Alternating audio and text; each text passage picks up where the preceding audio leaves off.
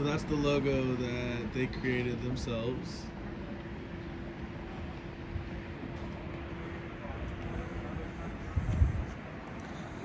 This wood is to shore up the sides of a ditch or to reinforce walls that might come down. Looks like we have some sort of winch.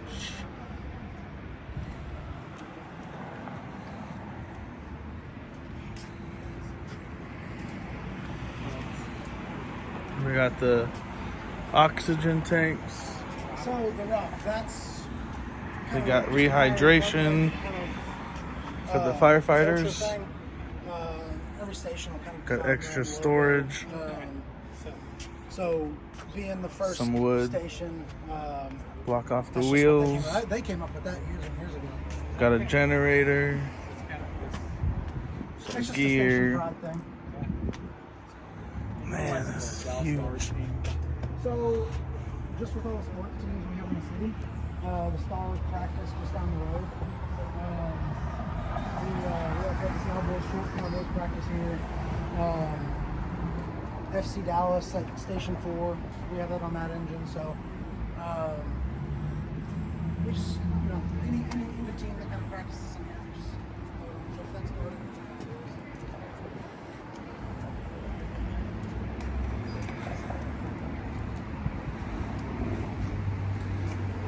So these are used to hold up walls, secure stuff. We've got extension cords, saw. There's the lights. Got some shovels to dig. Big old compressor. Man, the lights really help. Got an inflator to lift something up. Some inflating pads as well. Create some separation. The lights are cool. No, someone came over.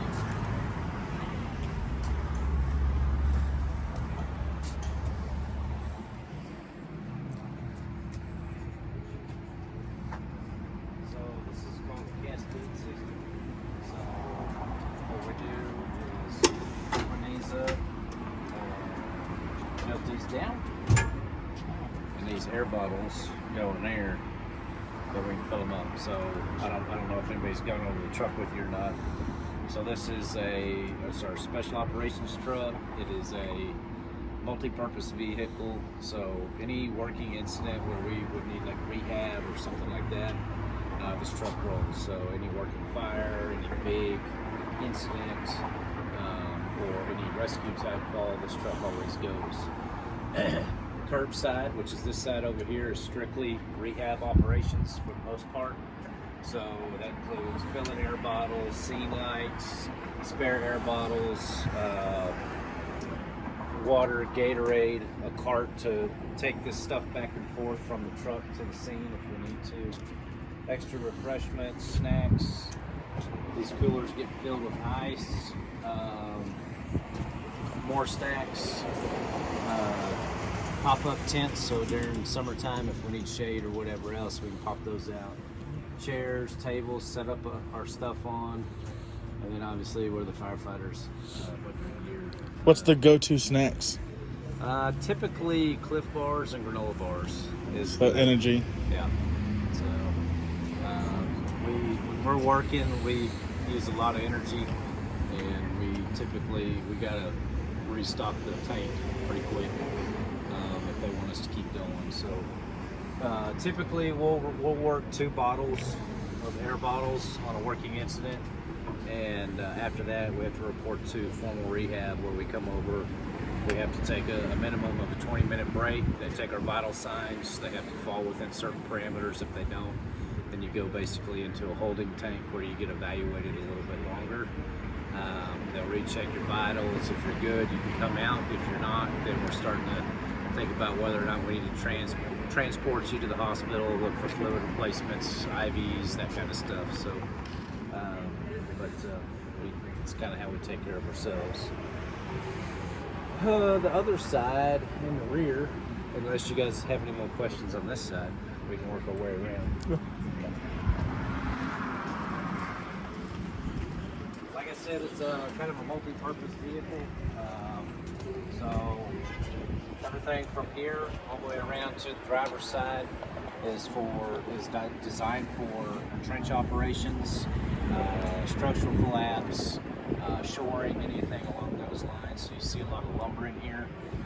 If we have somebody that's stuck in a trench, we have to shore that up so that when we send somebody down in the trench, we don't have a secondary collapse or cave in, and then get us in trouble as well. So kind of like the rope up there. You guys, some of you might have been up, some of you might have been down, but we're also trench certified, so we're in a trench class. We know how to build all the shoring and all that stuff in order to make it happen. But this is just a small, basically toolbox of lumber that will get us started on the job. Behind the hazmat truck, you guys might have already seen the trailer that was sitting in the bay. That trailer's full of lumber to help support this rig and our operations if we have something big. And we don't have to call Home Depot and say, hey, can we come raid your store and we'll pay you back later on afterwards or whatever else. So, but yeah. What about that winch? Is that Portable winch? It hooks up on all four sides of this truck. It's got a cable right here that plugs in for 12-volt power. So if we have to snatch block something or whatever else, the rescue's got 2 winches on it as well. Sometimes we've used them over the years to help support vehicles, whatever else. so that wouldn't be used to like lift somebody up. That's more for like towing a truck or pulling something off. Object or something along those lines. Okay. The problem with using motorized equipment with a live load on it is you can't feel the load, if that makes sense. Right. So years ago, I had an extrication in a creek off of Main Street back when it was blacktop each way. I had a winch cable that I thought was wrapped around my leg, but it ended up being a hydraulic hose. And so we were winching a car that was upside down in the creek on its side so that we can get into it, because the way it landed in the creek, we couldn't gain any access to the patient compartment. Yeah. So make a long story short, we had the winch hooked up. They started using the winch and pulling on it. Somebody was pulling on the hydraulic hose and it was jerking my leg, and I'm over here saying, stop, because it didn't work. Yeah. Because they're just that powerful. And so that's the problem with winches and live loads. You just you can't feel it. So like rope stuff, if we had somebody below grade or whatever else, we would just build a haul system to haul them up, and we'd do it by hand as opposed to using a winch, because if they get hung up on something or anything else, we don't want to hurt anybody. Make our way around here. So those trench boxes and stuff that I was telling you about with the lumber, these are Paratech struts. You can see there's a whole slew of assortments of struts. So these struts are used to help support the sidewalls of that lumber trench. We can do vertical shoring as well. So if we have to shore up a doorway or a vehicle goes through a building or something like that, and if they're still trapped in the vehicle, we might have to catch part of the structure and support it before we can go work on it, because we're going to collapse over the building. So we'll make sure we take care of ourselves while we're working, trying to help extricate the victim or whatnot. So. Have y'all ever had something where you used all these and you needed more? No. Okay. No. We helped Plano a couple years ago. They had a pretty bad wreck with a cement truck, and they called us for help. They've got Paratech as well. They don't have as much as we do, and we didn't even have this truck back then, but we have a smaller assortment of Paratech on the actual rescue. But we went over there and helped them out, and this is what we do for each other. We do mutual aid response, and if we call him, he'll come help us. Yeah. We got all kinds of different other tools, carpentry tools, air guns, cordless nail guns, carpenter supplies, pneumatic palm nailers, all kinds of stuff. So when we're working with that lumber, we can run off of compressed air and use those nail guns if we need to.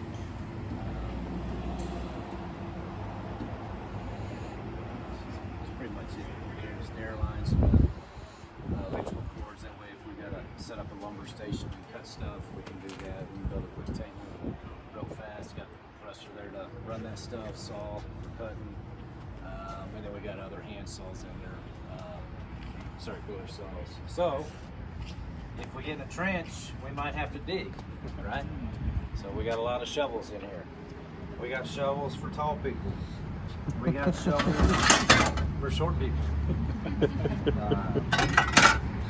So we got a guy on the team on a different shift. He's really short, and I told him I made that shovel just for him. What's this giant compressor? Oh, sorry about that. Okay, so the did I not talk about the cascade system on the other side? I know With the asked me. Right. the air. To fill the bottles? Yes. Yeah. Okay. All right. So that compressor right here is what feeds that cascade okay. system. Okay. So there's a bank of bottles up on top of the truck. So those are our storage tanks. So we always keep those full. That way, if this goes down, then we can still fill bottles until we run out of that storage. But this compressor is very large. We can fill straight off the presser and fill up our bottles a lot faster than our other rehab truck that we have. You guys might have heard of FAR systems in our high-rise buildings. So every so many floors, they have remote fill stations so that we don't have to haul bottles up and down the stairwells to support our operations. So we can hook a hard line from this compressor to the building, and we can support the FAR system in the high-rise building and fill bottles right there in the stairwell if we need to. So That's awesome. Yeah, and where you have that FDC hookup, right? On the outside that kind of goes in the building. Is Yep. it next to that, Captain F? Sometimes they will be in the same stairwell, depending on. It just depends on how the building was designed and how the fire marshal's office looks at it. That FAR system might be right around the corner of the stairwell, whatever else. So just each building's a little bit different. Glad you asked about that. I just sometimes you assume people know. Sorry. More stuff for the Paratech struts and airbags. So we have to, that stuff is pneumatic, okay? So we have to be able to supply air to it. The same air bottles that we have on our packs run those Paratech struts. So they have components and control kits that have the controllers and the regulators and everything else that go with it. And so that's what all this stuff is. So we have different size hoses. These are sections of rope up here. So a lot of times what we'll do, if this is the width of our trench, before we get in the hole, we'll take a measurement with a tape measure. We'll build a strut system up above ground. And we'll use these after we put it together and hook an airline to it. We have these different ropes that we'll tie on each side of the strut. We'll drop it down in the hole. And we'll tell somebody to shoot it. They'll shoot air and it'll shoot the walls where after we've already dropped the lumber in. So just other components to help support the struts and everything else. Inside thrust blocks, outside thrust blocks. So if we have an L trench, we have to capture the corners of it. So just different stuff to help facilitate that. Fans. So a couple things. We might have a bad environment below grade that we need to get rid of. So we will set up a fan, put a hose down in there, and we can suck that air out and displace it and send it somewhere else. Or we could change the environment by turning it around and shooting air in the hole and making it come out that way. Or it might be really hot. We know our victims down there and they're still alive, whatever else. We can just put a fan on them just to make them feel comfortable while we're trying to get them out. We can put it towards blowing on us at the same time, make us feel comfortable while we're trying to get them out. airbags. So these are air cushions. So when you're working with dirt, especially if it's been excavated with a excavator or whatever else, it's not always perfect. So you might have gaps, occlusions, whatever else in the dirt. So we have air cushions to help fill those void spaces if we need to, so that if we have a strut coming this way, or we have a big section of the dirt that's missing, we can slide an airbag in there so we have something to shoot against. More Paratech stuff, just adapters and everything to go on the end to help capture the building or whatever else that we need to do. These are our high pressure bags. These are specifically designed for lifting objects on there. You can see Those ones don't open as much, right? Nope, no, not very much. This bag right here, it'll probably open up about that wide overall. But we're not looking to lift something to where it's unsafe. We want to lift something just high enough to get somebody out. That's all we're looking for.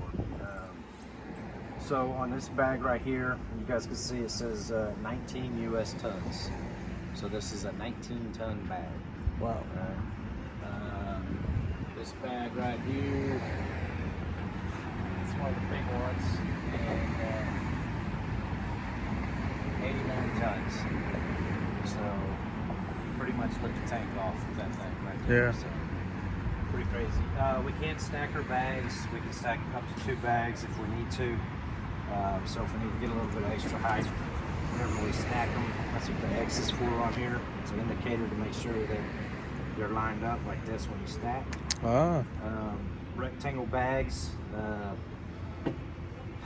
lot of times rectangle bags work best. I always think of rectangle for rescue. Just helps you out. It gives you a little bit more surface contact area. You can also set it up where you can get it underneath something, and then you can get the bag on both sides of it and inflate it, and that way you got air supported on both sides, so it kind of helps stabilize it at the same time. So rectangle for rescue. What else? Blue bags right there. They just got a bunch of pickets in there. So when we set this stuff down in the hole, we have to secure it and tie it back so that if something shifts, everything doesn't just fall down in the hole.